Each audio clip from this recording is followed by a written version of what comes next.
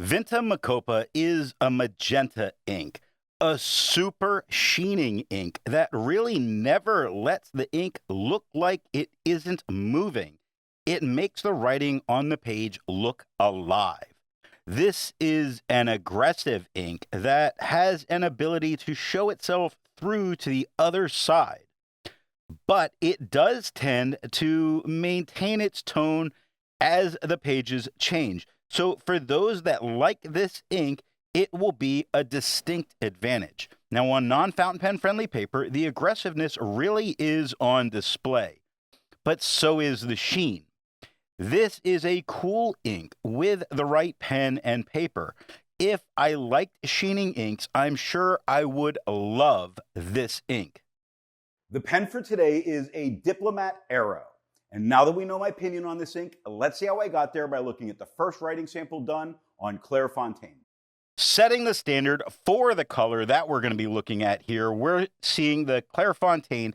It gives a very consistent tone and very consistent amount of sheen. Without a doubt, there's tons of sheen in every single word. Looking at foremost on the first line, we see the sheen really come through in the F and the T, and that has the least sheen of any word on the page. Now, it doesn't feather and it doesn't spread. Again, it gives a very consistent tone throughout all of it. When it would possibly be shading, it's not. What we're actually seeing is the sheen on the page.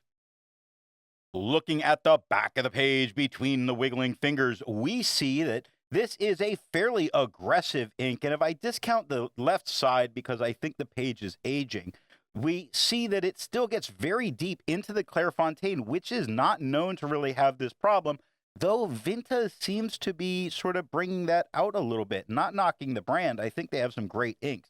I don't think I would be writing on the back of this page, though. I think a lot of that would be lost here. Vinta makes more than just one ink. So let's take a look at a few other inks from Vinta. Here is Vinta Terracotta de Millie.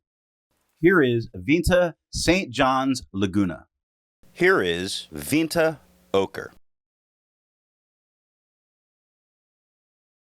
The second writing sample is done in a Portage.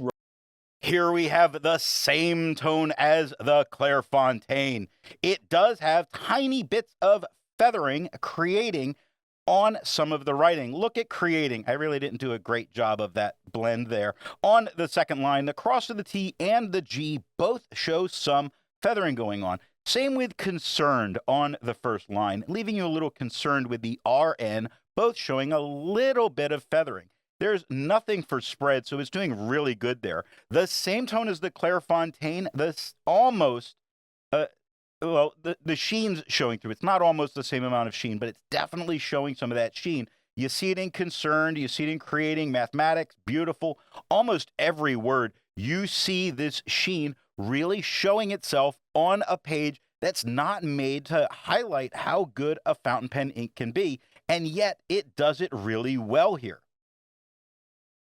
Looking at the page underneath first, we see that it did dot the page underneath in some of that aggressiveness. And we can see, looking at the back of the page, that it is very aggressive, gets very deep into this paper, a paper that does not tend to have this kind of problem. But here it's definitely being a problem. There's no taking notes on the back of this page.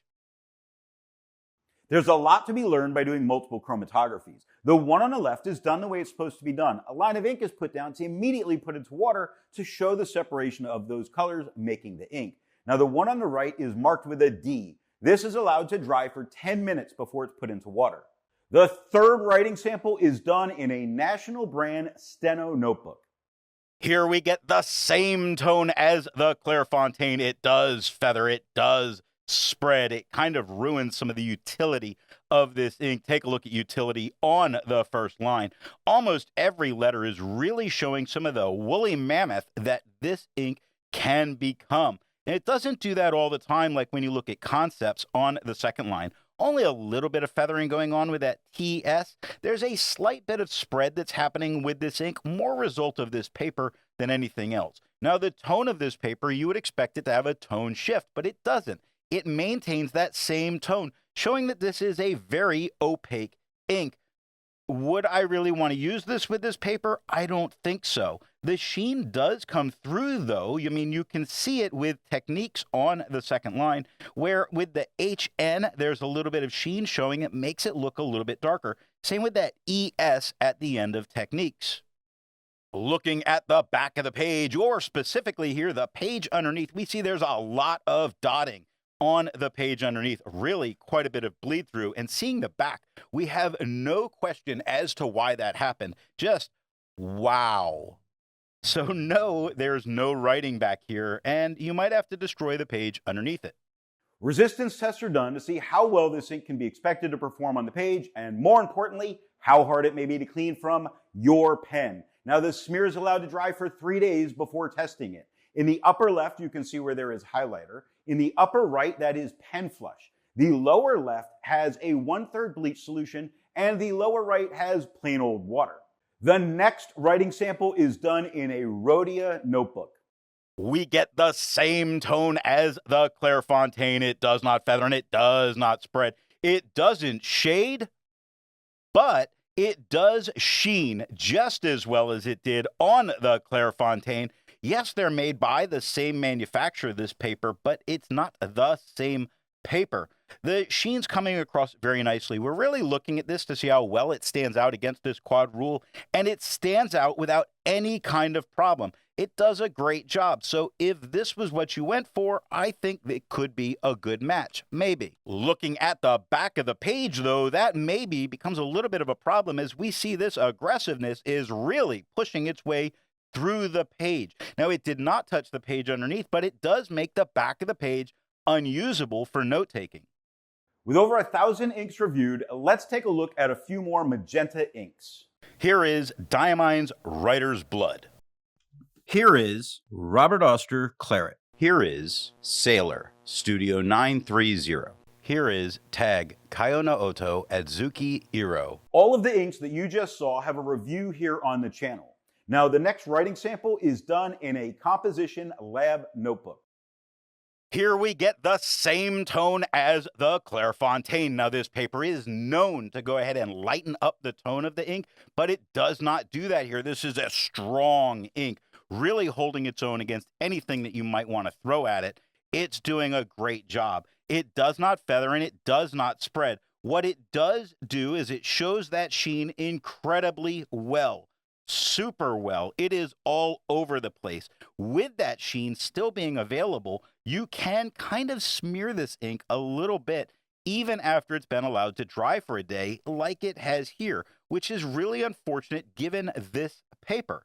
Now, I wouldn't go for this, but I wouldn't blame someone for going with this. I think when the sheen is present and it's not, the difference between them is incredible. Look at Need to Know on the first line, where that need starts without the sheen, really comes in. The two, lots of sheen. The no sheen, and this looks amazing on the page. So I can really see why a student might enjoy using this in their notebooks.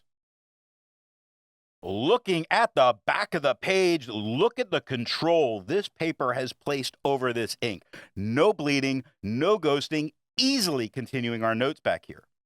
While it's nice to see inks that are in the same color family, I prefer to find inks that complement the color on the page. Here is Diamine Blue Black. Here is Lamy Agate. Here is Montagrappa Harry Potter Hufflepuff. Here is Califolio Noir. The best way you can support this or any channel that you like watching is to alert the retailer of where you saw the product at time of purchase. Now, the last writing sample is done on 20-pound copy paper.